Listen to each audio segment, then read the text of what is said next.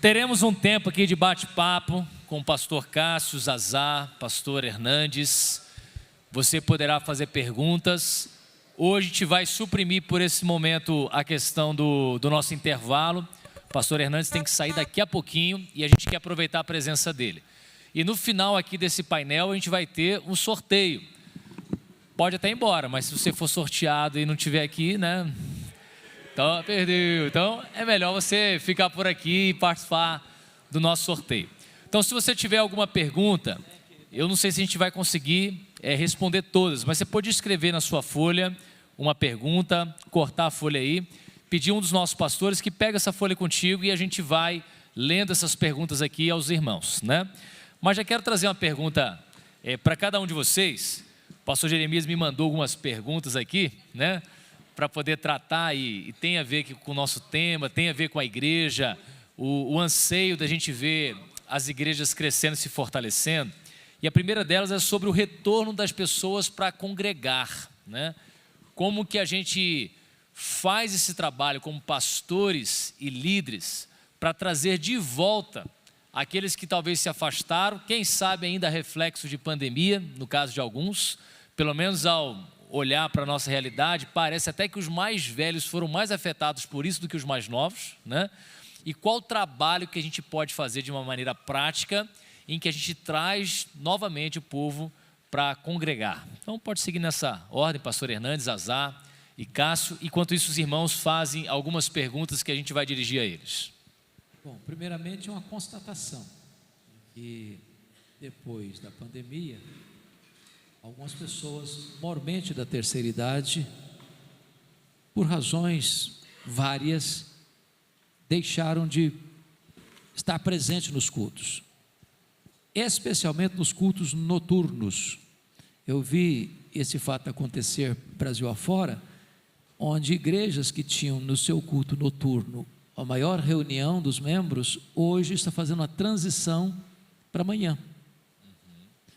É muito curioso isso, e não só por questão de violência dos grandes centros urbanos, mas também, talvez, em virtude dessa questão pós-pandêmica. Eu acho que uma das formas de atrair as pessoas é trabalhar isso com elas, porque hoje o fato de nós termos a transmissão ao vivo, e todas as igrejas praticamente têm transmissão ao vivo, isso não é um substituto, da reunião presencial. Nós precisamos da reunião dos santos, nós precisamos da Assembleia dos Santos. Então é muito importante, primeiro, a conscientização.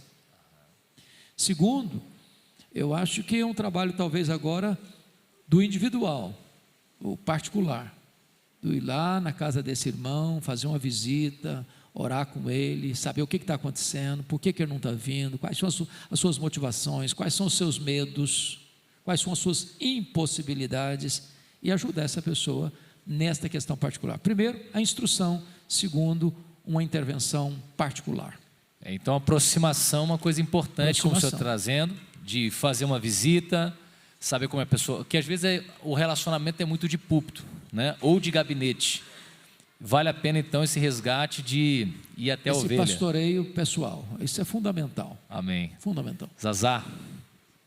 Eu falo de um contexto bastante diferente desse, né? De igrejas pequenas, os nossos congressos, no contexto islâmico, no contexto das realidades onde estamos servindo, como vocês sabem, são cultos com poucas pessoas, comunidades pequenas, e nas casas dos irmãos, nessa hospitalidade, nesses encontros, nessas mesas onde Deus sempre se revela. E eu retomo o que o pastor falava, esse sentido da hospitalidade das mesas de encontro. Eu acho que hoje é um desafio muito grande para a nossa eclesiologia. É uma eclesiologia da hospitalidade da mesa. E a gente talvez precise, isso toma mais tempo, e eu acredito que a gente precisa retomar esses espaços de encontro. E a pandemia, ela colocou muito em evidência esses lugares menores de encontro e sem subestimar a presença na congregação. E a gente retoma também a nossa identidade de fé, que é uma identidade de uma fé comunitária.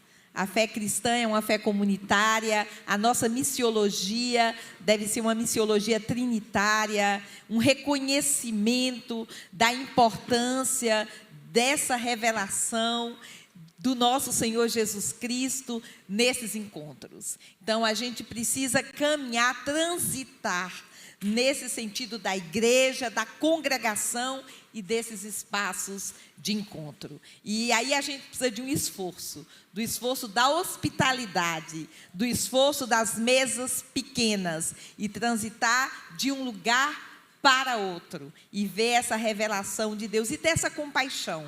Muitas pessoas ficaram amedrontadas, muitas pessoas também se sentem ameaçadas, algumas pessoas têm esse trauma hoje dos lugares grandes, de muitos encontros. Então a gente precisa ter essa compaixão e essa paciência, mas não desistir de ir atrás daqueles que se distanciaram, porque a comunidade e o encontro é fundamental em nossa fé cristã. Amém, pastor Cássio. Eu acrescentaria o ensino da palavra acerca de culto. Eu acho que o que convence o nosso coração, de fato, é a palavra, o Espírito Santo, através da palavra. E eu tenho a impressão que uma ala mais, vou chamar de mais ultraconservadora, tem se dedicado ao estudo de culto e numa perspectiva mais ultraconservadora. E é o segmento menos conservador, digamos, mais contemporâneo, que é o nosso caso, né? Mais contemporâneo, nem sempre nós dedicamos tempo de estudo à teologia bíblica de culto e nem sempre conscientizamos a nível de ensino bíblico, de exposição bíblica, nossas igrejas acerca do que a palavra de Deus fala sobre culto. Como John Piper acertadamente pontua, culto é o que uma igreja mais faz do seu dia a dia, do ponto de vista coletivo, e é a única coisa feita na terra que vai ser continuada no céu, né? Não vai ter evangelização, não vai ter ação social, vai continuar tendo adoração. E apesar de ser o que nós mais fazemos e a única coisa que vamos continuar fazendo no céu, nem sempre nós paramos para refletir, pensar e expor biblicamente, de maneira prática, aplicável, a teologia bíblica de culto. Eu acho que o ensino bíblico acerca de culto seria algo assim muito importante para convencer os nossos próprios corações. Por que nós reunimos? Reunimos não simplesmente porque a igreja precisa ter reunião, é porque Deus quer que o seu povo se reúna para adorá-lo de maneira coletiva, além da adoração individual e familiar. Uma coisa que foi muito marcante assim para mim, para a Elisângela, nos nossos anos na Amazônia, é que quando a gente está plantando uma igreja não, né? A gente está participando do plantio. Quem planta a igreja é o Espírito Santo. Às vezes a gente ajuda, às vezes a gente atrapalha. Mais atrapalha do que ajuda. E quando a gente participava ali daquele processo de plantio de igreja, num contexto ainda não cristianizado, não apenas não alcançado, mas não cristianizado, aí você tem que voltar às coisas mais básicas, sobre as quais você não pensa no dia a dia mais numa igreja consolidada. E uma das coisas que tivemos que voltar a pensar biblicamente e ensinar para os de Rupidé, e até produzir material para eles, foi a teologia de culto. E foi interessante porque quando a igreja nasceu, na minha cabeça de missionário, eu pensava assim, bom, 2 reuniões por semana são suficientes. Um culto de adoração, né, celebração, um culto mais focado no ensino, está ótimo. Também um culto de oração, depois eu pensei, 3 reuniões. Mas depois que nós estudamos com os de Rupidé sobre a teologia de culto, eles mesmos chegaram à conclusão que estava muito pouco. E aí eles falaram, pastor, vamos fazer mais um culto. Tá bom, 3, não, vamos fazer mais um culto. E depois que nós saímos agora, eles abriram mais um 5º. Eles se reúnem 5 vezes por semana para adorar o Senhor, de maneira coletiva. Foi resultado da compreensão bíblica que eles tiveram, mais aguçada do que eu, acerca da importância da reunião para adorar de maneira coletiva. Então eu diria, ensino da palavra. Não, amém. A gente só fica à vontade. Só um detalhe assim, que eu acho interessante registrar. Eu não sei qual a experiência dos irmãos todos aqui. A pandemia trouxe, por outro lado, um índice de interesse que não tinha antes. Nós começamos a receber mais gente depois da pandemia do que recebíamos antes da pandemia. Porque a crise também aguça no coração do ser humano a sua vulnerabilidade e a necessidade de buscar refúgio. Ainda que não conheçam a Deus ainda, eles estão buscando refúgio e encontram esse refúgio no Evangelho de Cristo. Então, essa é uma constatação que eu faço também em muitos lugares. A igreja cresceu mais depois da pandemia do que estava crescendo antes da pandemia. Temos esse cenário, né? Eu também gostaria de trazer à memória aquelas igrejas, aqueles irmãos que andam dias e horas para participarem de um culto e trazer à memória as situações que hoje se vivem, algumas realidades. E enquanto nós falávamos aqui, eu me lembrei com muita emoção, muito tempo que a gente ia para um culto na Tunísia, em alguns outros lugares, e caminhávamos em um táxi, depois descíamos, continuávamos caminhando, depois voltávamos, porque muitas vezes nós éramos seguidos, e a alegria de estar naquele lugar juntos, e o poder da graça que se revela na comunhão, e trazendo esse sentido da importância da comunhão e do culto. E para a igreja trazer à memória que existem tantas pessoas que lutam para se reunir. Amém. Como culto. Então, também nos lembramos hoje, com emoção e gratidão a Deus, dessa igreja perseguida, mas que nunca é abandonada. Amém. E desses encontros de fé, que são Amém. Gestados na dor, na perseguição, mas na perseverança. Amém. A gente tem feito isso constantemente aqui na Oitava. Parece que a impressão que a gente tem é que o culto é mais uma reunião do que uma celebração, né, como os irmãos trouxeram. Então, eu acho que essa abordagem, né, especialmente que o pastor Cássio trouxe da ideia do que é um culto, da necessidade do seu irmão estar junto com você, na adoração, na busca ao Senhor, no serviço ao Senhor em adoração, isso é algo muito importante. Porque o culto pode ter virado apenas uma apresentação musical, apenas uma palestra, né? E é muito mais do que isso, porque uma apresentação musical, uma palestra, você pode assistir online. Mas quando você vem presencial, estar junto com seus irmãos e essa vida em comunidade, ela é diferente, né? Tem uma pergunta aqui para o pastor Hernandes, eu achei interessante, talvez um pouco do foco que pode startar aqui para o CPL, em nome de Jesus, para a sua igreja. E a gente vai falar depois de questões práticas de como a gente pode alavancar o nosso ministério daqui até o final do ano. Mas antes, fizeram uma pergunta assim, sobre avivamento, pastor Hernandes. O que vocês viram? O que aconteceu para a mudança de ministério da caravana que foi à Coreia? Todos que foram, eu não sei, aqui veio sem pergunta, mas deve ser uma pergunta. Todos que foram, virou a chave em seus ministérios? O que aconteceu na Coreia? Porque o senhor foi, pastor Jeremias foi, outros foram, e parece que algo especial aconteceu lá. Essa que é a pergunta dele. O que aconteceu lá que mudou isso daí? A referência que eu fiz hoje não foi a Coreia, foi a Quatzilabanta, mas fomos também à Coreia.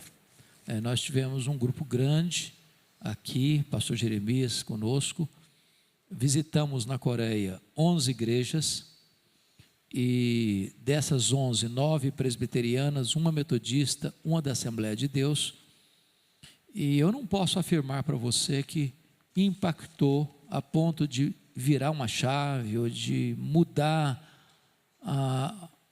alguma coisa bem decisiva, definitiva na vida de todo mundo.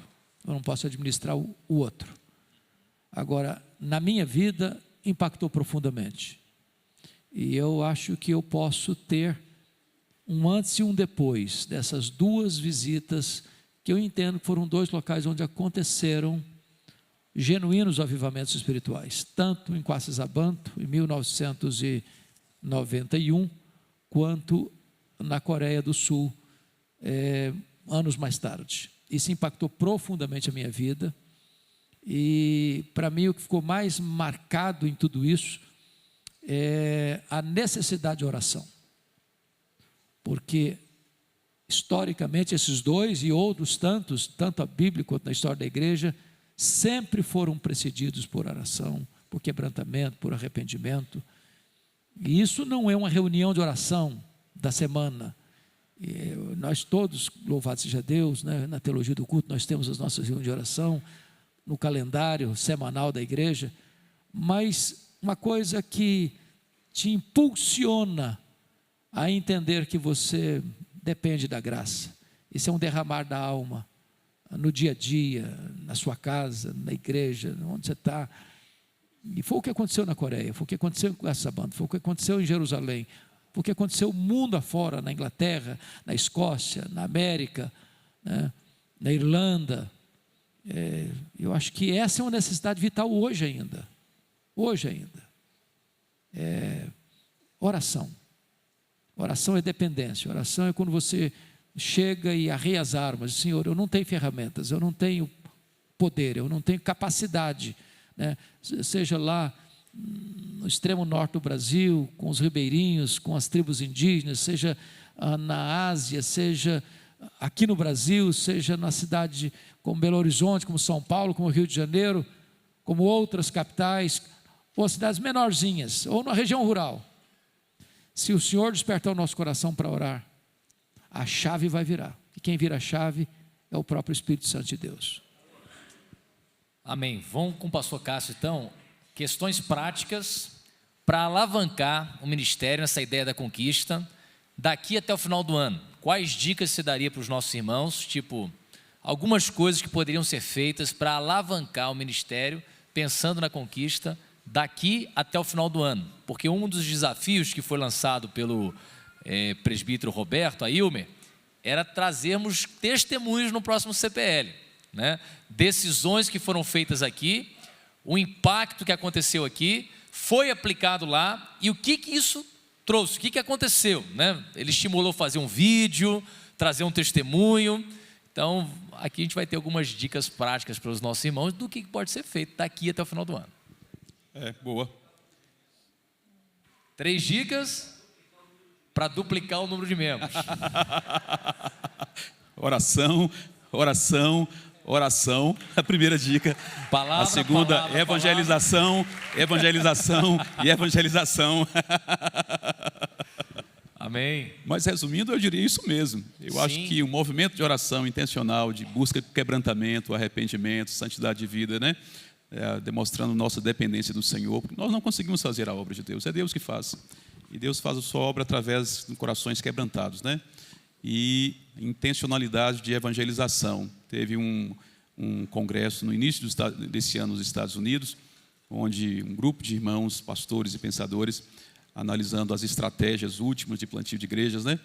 E chegando a uma conclusão muito interessante, que assim, o boom da tecnologia das últimas 2 décadas, mas a última década em particular, levou, parece que as igrejas, de modo geral, para a comunicação virtual, digital, e é uma estratégia necessária, mas parece que caminha também com o processo de crescimento de igreja por migração. As igrejas mais midiáticas atraem o maior número de membros de outras igrejas, e isso não está errado. Mas os crescimentos de igrejas por conversão, eles continuam sendo através da evangelização pessoal, mesmo nessa época midiática, usando os diferentes meios, né? Então, a evangelização é o meio que Deus deixou, a pregação do evangelho, né? O meio que Deus deixou para atrair aqueles que Ele mesmo amou e escolheu para a salvação. Oração e evangelização, eu acho que são as coisas mais básicas para qualquer movimento de crescimento de igreja. Dentro da linha da oração, da evangelização, da pregação, é óbvio que é a receita, né? Mas como que a gente pode desafiar a igreja a isso? Como é que a gente dá o start? Então, por exemplo, evangelizar. Como que o pastor pode motivar a sua congregação, seus membros a fazerem isso, né? Como que a gente starta esse processo de oração na igreja que começa a mudar a comunidade? Eu citei esses dias numa pregação e eu tive a resposta de alguém que já fez isso. Assim, imagina se todo mundo ao chegar no culto procurasse alguém que está dentro do templo e orasse antes do culto junto, você conhecesse mais uma pessoa. Então, um processo de conhecer, orar uns pelos outros, como é que a gente starta isso? O pastor volta e coloca os seus membros. O pastor Jeremias já falou várias vezes, né? Nenhuma igreja está entre 4 paredes, porque o povo está solto pela cidade, está solto na cidade, no trabalho, nas faculdades, nas universidades. Como é que a gente enche o coração dos nossos membros com essa ideia de missão, de avançar, para que a gente tenha esse crescimento, a gente tenha esse engajamento com oração, esse engajamento com evangelização, esse engajamento com a palavra de Deus. O que talvez poderia mudar no pastor, no líder que veio aqui, que não vai ser só uma atitude pessoal interna, mas ele vai multiplicar isso? Então eu venho aqui para o pastor Hernandes e depois, se os irmãos quiserem responder também. Eu acho que a primeira coisa que eu vejo para despertar a igreja é a partir do seu pastor. Alguém precisa ver brilho nos olhos dele, coração ardendo, porque evangelização é importante, mas não pode ser um programa apenas, né? A segunda-feira, terça-feira é o dia da evangelização. Não, evangelização é um estilo de vida. Acho que esse é um ponto muito importante. Mas se o líder não tiver coração ardendo, se ele não tiver com brilho nos olhos, se ele não tiver faca nos dentes, sangue nos olhos, não adianta.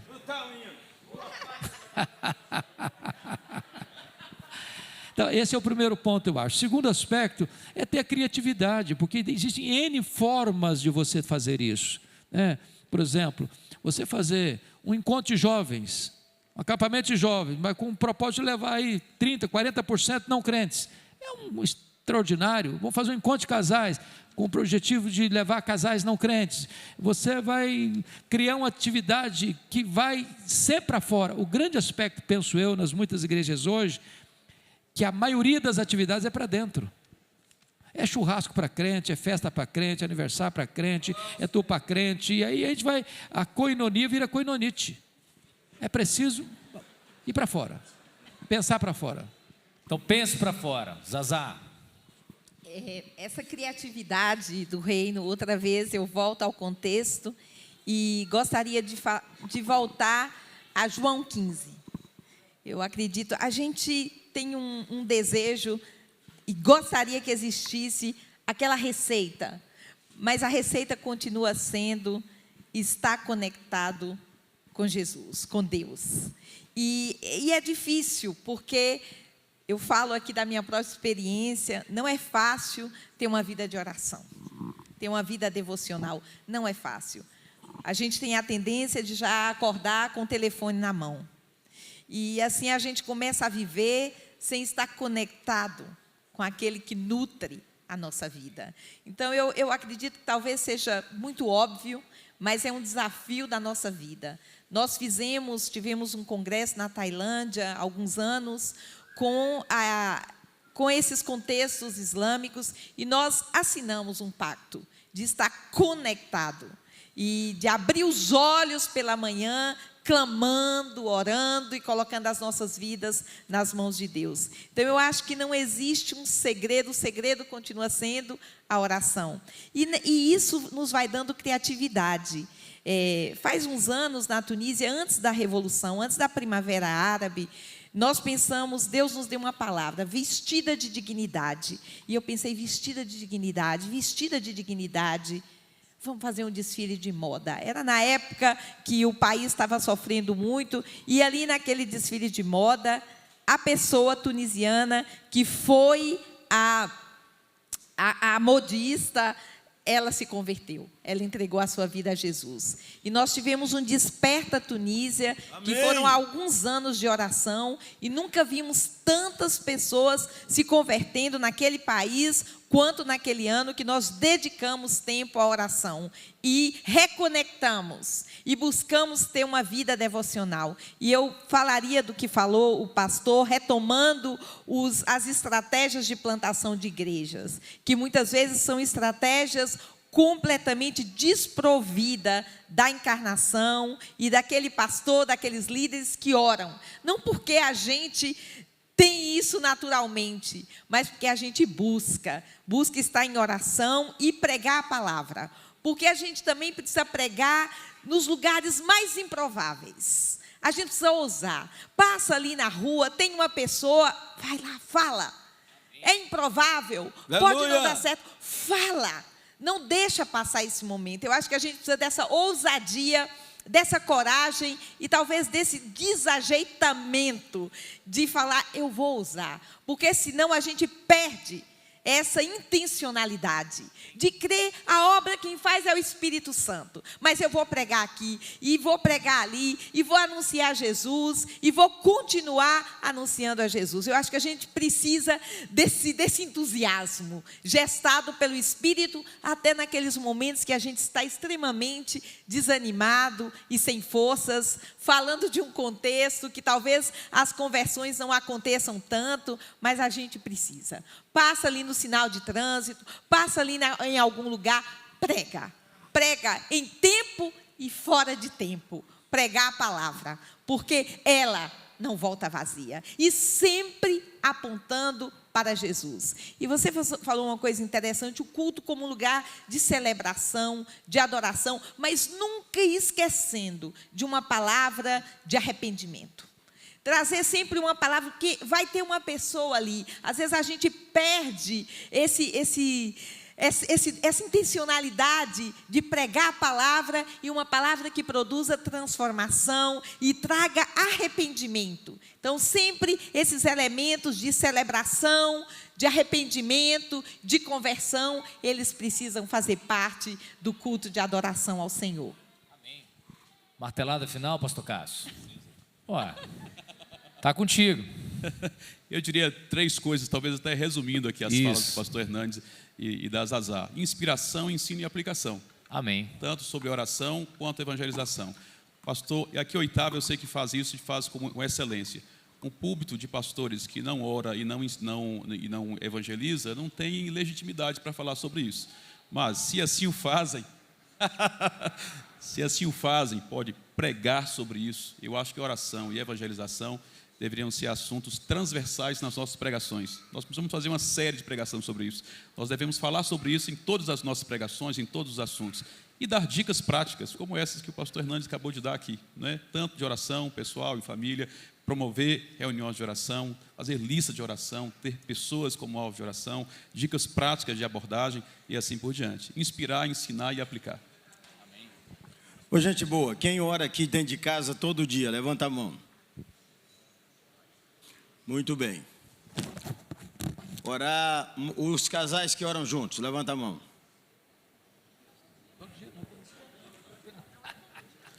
Não é fácil orar com a mulher da gente, não. Nem com o marido, não é fácil, não. Mas precisa orar. Segunda coisa, queria dar uma tarefa prática.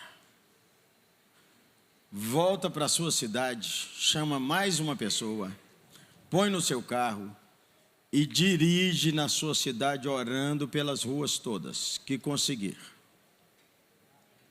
Você anda naquelas ruas sem orar todo dia. Você precisa orar naquele lugar e semear com oração. É no seu bairro, anda a pé. Anda a pé é o pastor do bairro. Então, você se importa com o seu bairro. Segundo, prático.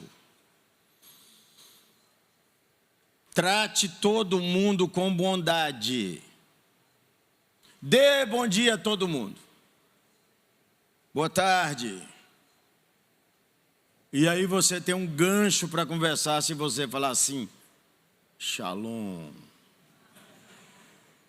Conhece essa palavra, gente boa? Aí já explica. É um minuto só. 30 segundos. Trate todo mundo. Dá bom dia a todo mundo. Todo mundo.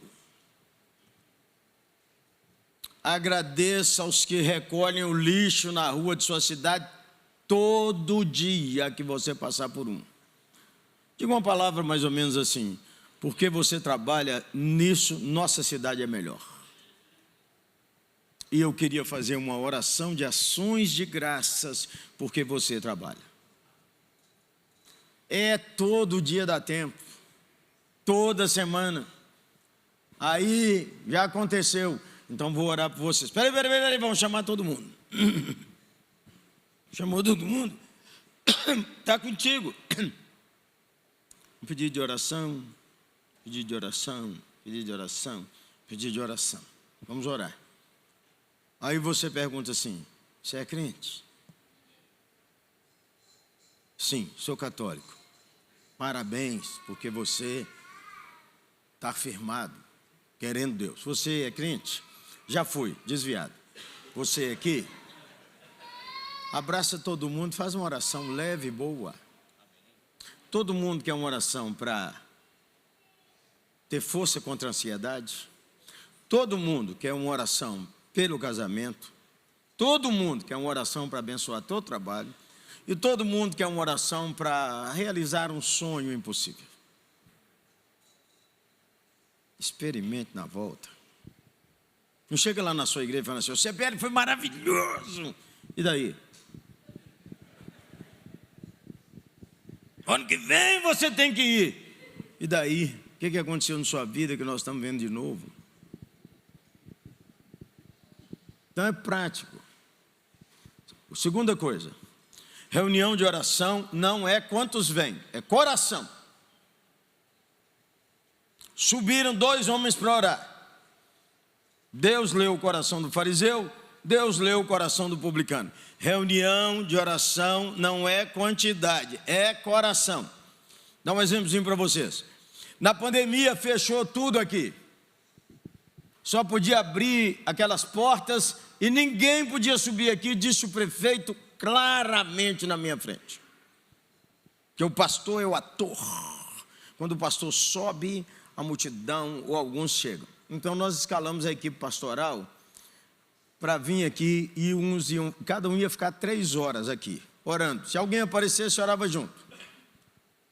Então fizemos isso assim uns 15 dias.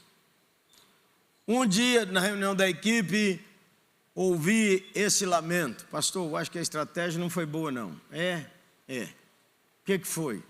Eu passo lá o tempo inteiro, nós estamos passando, não chega ninguém.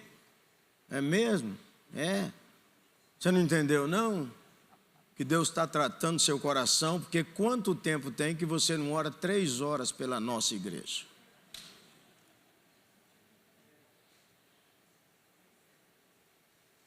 Vai lá, Zé, mete o joelho no chão, lá dentro do templo, põe a mão nos bancos, fala com Deus: cadê meus crentes? Tem que precisar pôr gente aqui, Deus, Você começará a ter história toda semana da bondade de Deus. E de vez em quando você será surpreendido que uma pessoa abraça você na rua, no supermercado, e diz assim: o senhor lembra aquele dia que o senhor perguntou se eu queria uma oração e perguntou se eu era crente, que o senhor falou comigo que eu estava desviado? Aquele dia, o senhor nem sabe, mas eu saí daquele lugar ali falando: como é que Deus manda um homem estranho falar comigo para me voltar para a igreja? E voltei. Presta atenção, não voltou na 8ª. Calma, nós não somos só da 8ª, nós somos do povo de Deus. Aí volta aquele lá, Deus traz outro para cá. Da agora até o fim do mês. Fique em pé aí quem vai orar pela sua cidade, andar lá e orar, ou no seu bairro, fique em pé aí. Isso é conversa de gente séria. Em vez de cara que vai lá, tinha que responder o apelo. Estou te falando, Zé, estou te falando. Tem um hospital lá, vou te contar dessa semana, do Arthur. Aí fiquei na porta daquele hospital orando: senhor, não quero que chegue uma ambulância aqui, uma ambulância, desesperada com o menino enquanto eu estou aqui. Não chegou mesmo não, louvado seja Deus. Mas chegou o pai com o menininho. Eu corri lá nele e disse: vem cá, vem cá, vem cá. O que seu menininho tem?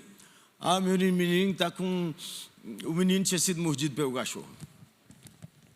Então vamos orar aqui, não tem encrenca na saúde desse menino, e nós vamos pedir a Deus que abençoe, que abençoe. Aí oramos. O pai e a mãe chorou, e depois 2 estranhos abraçaram um terceiro estranho, chamou o nome do menino. Você acha que isso ficou só desse jeito? O Senhor vai,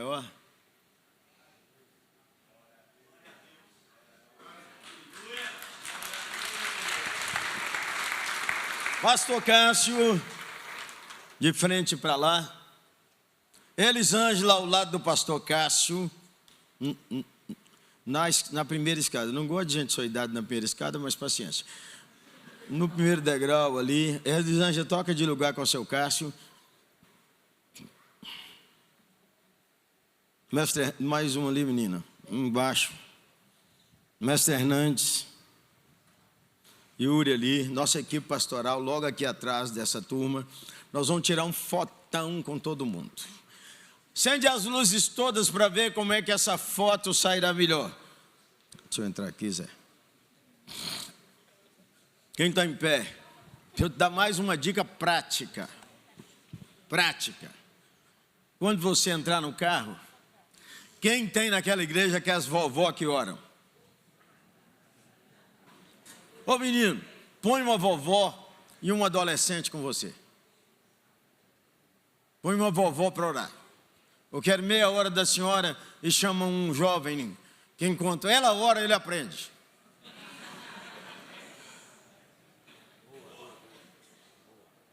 Ou vovô, ou presbítero, ou diácono. O povo te ora, que você sabe. Vai, Zé.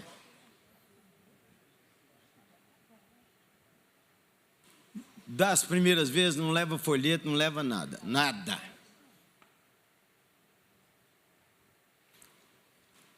Uma dica prática. Vem aí o mês das crianças. Vem aí o Natal. Ainda tem cada dia Natal? Cada dia Natal. Sobe aqui, irmão. Mestre Hernandes. O cada dia Natal é uma coisa maravilhosa para o Natal, porque todo mundo está pensando no Natal.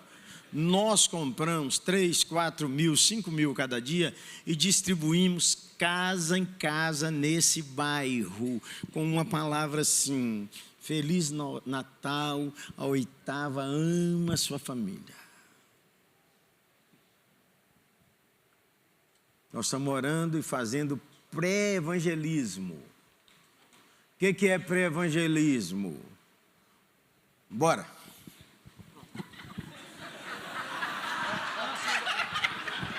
Antes de ir embora, já que você falou cada dia Natal, deixa eu contar uma experiência. Um pastor lá no ABC Paulista, ele fez uma análise da membresia da igreja e constatou que apenas 20% dos membros da igreja moravam no bairro onde estava o templo. Ele comprou 10 mil cada dia. Desafiou a igreja a entregar um cada dia de casa em casa, de apartamento em apartamento, no bairro onde estava o templo. No final daquele ano, ou seja, começo do ano seguinte, eles receberam 60 pessoas do bairro na igreja. Então, é muito importante você pensar, a igreja está em que bairro?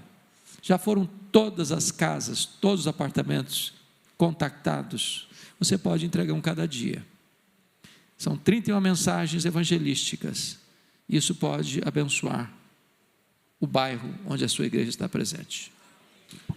E a última martelada, sendo aqui, irmão. O conselho da igreja não vai votar porque não estava no orçamento.